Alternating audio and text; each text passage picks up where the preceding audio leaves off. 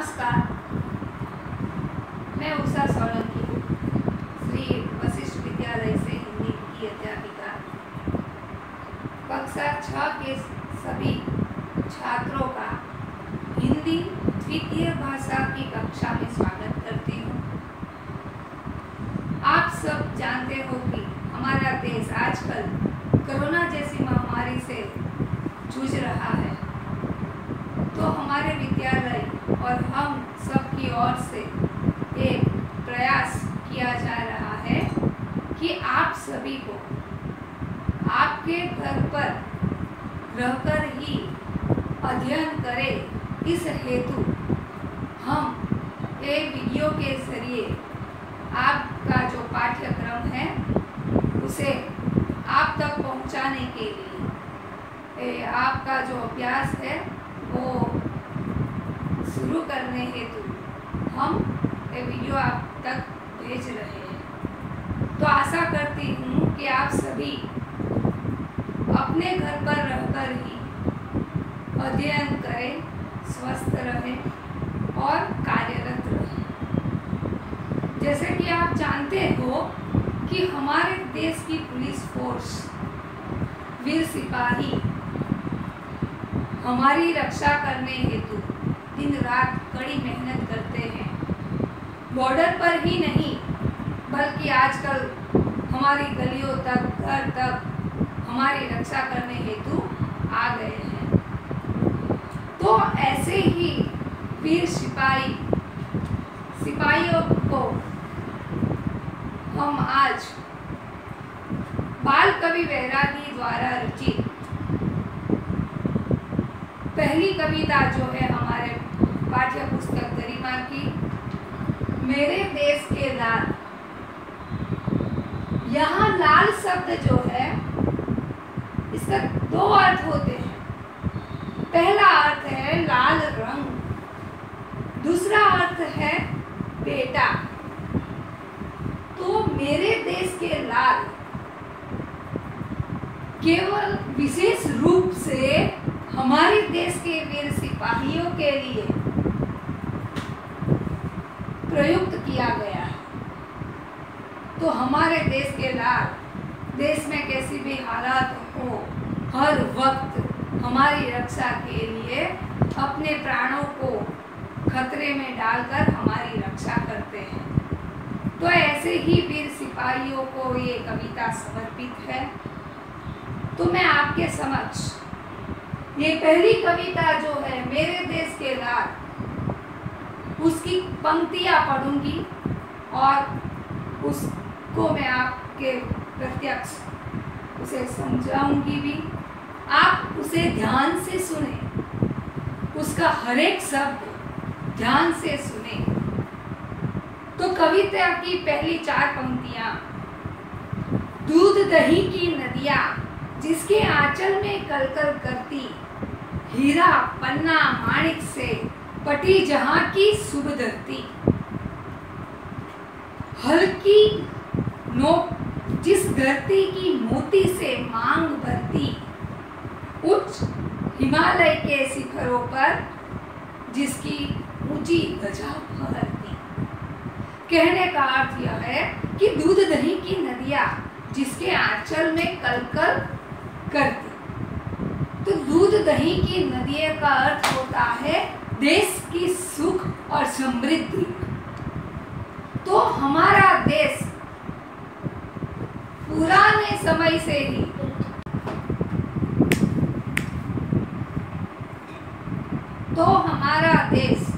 पुरातन काल से सोने की चिड़िया के रूप में जाना जाता है। जहाँ डाल डाल पर सोने की चिड़िया करती है बसेरा, वह भारत देश है। ये गाना आप सभी ने सुना होगा। तो हमारा देश और हमारी धरती माँ, जहाँ जिस धरती पर किसान के हल से जो रेखा खींचती है, उसमें अनाज के बीज बोए जाते हैं और वह फसल बनकर लहराते हैं। तो ऐसी सुख और समृद्धि वाला हमारा देश, इस देश के लाल जो है वीर सिपाही, हमारे देश के वीर सिपाही जो है हमारे देश की रक्षा करते हैं। उत्तर में हिमालय, जिसके शिखर पर हमारा तिरंगा लहराता है, उच्च हिमालय के शिखरों पर जिसकी ऊंची ध्वजा फहरती, यानी हमारा तिरंगा शान से हिमालय के उच्च शिखरों पर लहरा रहा है। रखवाले ऐसी धरती के हाथ बढ़ाना क्या जाने, मेरे देश के लाल हठीले शीश झुकाना क्या जाने। तो ऐसे देश के रखवाले शीश कभी नहीं झुका सकते। आजादी अधिकार सभी का, जहां बोलते सेनानी, विश्व शांति के गीत सुनाती जहां चुनरिया गानी। मेघ सांवले बरसते हैं जहां मेघ सांवले बरसाते हैं अहिंसा का पानी। अपनी मांगे पोंछ डालती है हंसते हंसते कल्याणी। कहने का तात्पर्य यह है कि इस पंक्ति द्वारा कवि ने कहा है कि भारत के प्रत्येक नागरिक का अधिकार है आजादी। सभी को यहाँ आजादी है, और जहाँ सदैव सत्य और अहिंसा के पाठ पढ़ाए जाते हैं, जहाँ बादल सदैव अहिंसा का पानी बरसाते हैं, मीन्स सत्य अहिंसा का ही दान करते हैं, ऐसा हमारा देश। और लहराती है चुनरिया धानी। चुनरिया धानी का अर्थ यह है, धान यानी अनाज। हमारी धरती पर जो हरी हरी फसलें उगती है उसे हरी चुनरी का रूप दिया गया है। तो भारत माँ की ये हरी चुनरिया फसल लहराती है हरदम, और जहाँ मेघ सांवले यानी काले मेघ, काले बादल अहिंसा का पानी बरसाते हैं, जहाँ सत्य और अहिंसा का पाठ पढ़ाया जाता है, और जहाँ की वीर सिपाहियों की पत्नियां हंसते हंसते अपने पति को देश के रक्षा के लिए उनके प्राणों को न्यौछावर कर देती है। जब वे शहीद हो जाते हैं तो वे सभी कल्याणी स्त्रियां, वीर सिपाही की पत्नियां हंसते हंसते अपने मांग का सिंदूर पोंछ डालती है। तो ऐसे हमारे देश का जो हरेक नागरिक है उसे अपने देश पर गर्व है। ऐसी भारत माँ के बेटे मान गंवाना क्या जाने, यानी किसी भी कीमत पर देश की आन बान शान को कोई हानि हो, ऐसे वीर सिपाही कभी नहीं चाहेंगे। मेरे देश के लाल हठीले शीश झुकाना क्या जाने, हमारे देश के लाल वीर सिपाही हठीले हैं, जिद्दी हैं, वो किसी भी हालत में अपना शीश कभी नहीं झुकाएंगे। जहां पढ़ाया जाता केवल माँ के खातिर मर जाना, जहां सिखाया जाता केवल करके अपना वचन निभाना, जहां सत्य और अहिंसा का पाठ पढ़ाया जाता है और भारत माँ की रक्षा के लिए हर पल तैयार रहना सिखाया जाता है, और जो वचन हमारा है, जो कर्तव्य हमारा है, उसे निभाते हुए आगे बढ़ना सिखाया जाता है। जियो शान से मरो शान से, जहाँ का है कौमी गाना, शान से जीना चाहिए और शान से ही मरना चाहिए। हमें सदैव अपना सिर उठाकर जीना चाहिए। ये तभी हो सकता है जब हम हमारे देश के लिए कुछ कर दिखाते हैं। हमें सदैव हमारे देश के प्राणों की रक्षा के लिए तैयार रहना चाहिए। कैसी भी मुसीबत क्यों न आए, कठिनाई क्यों न हो, हर परिस्थितियों में हमें देश की रक्षा करनी चाहिए। बच्चा बच्चा पहने रहता जहां शहीदों का गाना। जिस देश का हर एक बच्चा शहीदों की तरह अपने देश की रक्षा के लिए प्राण गंवाने तैयार होता है, प्राण न्यौछावर करने के लिए तैयार रहता है, ऐसा हमारा ये देश और देश का हर एक बच्चा शहीदों का गाना यानी पहनावा पहनकर चलता है। उस धरती के अमर सिपाही पीठ दिखाना क्या जाने, जहाँ प्रत्येक नागरिक, प्रत्येक व्यक्ति देश की रक्षा के लिए अपने प्राण न्यौछावर करना जानते हैं, तो ऐसे देश के वीर सैनिक कभी भी अपना शीश नहीं झुकाएंगे। कोई भी कठिनाई हो, कैसी भी परिस्थिति हो, अपने अंदर मातृभूमि की रक्षा का जो प्रण लेकर निकले हैं, वो पीछे हट करना क्या जाने यानी नहीं जानते, वो पीछे हट करना नहीं जानते।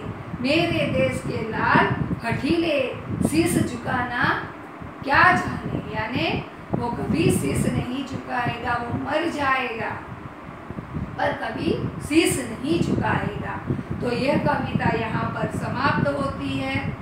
इस कविता का भावार्थ मैं फिर से आपको बता रही हूँ।